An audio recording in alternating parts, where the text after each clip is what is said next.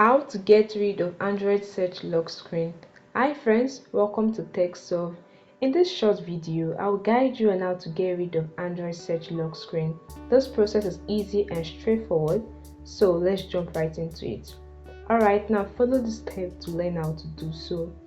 Right in your screen, what you want to do is to tap and hold on this Google search bar. As you can see, tap and hold on it for a few seconds till a menu pop up.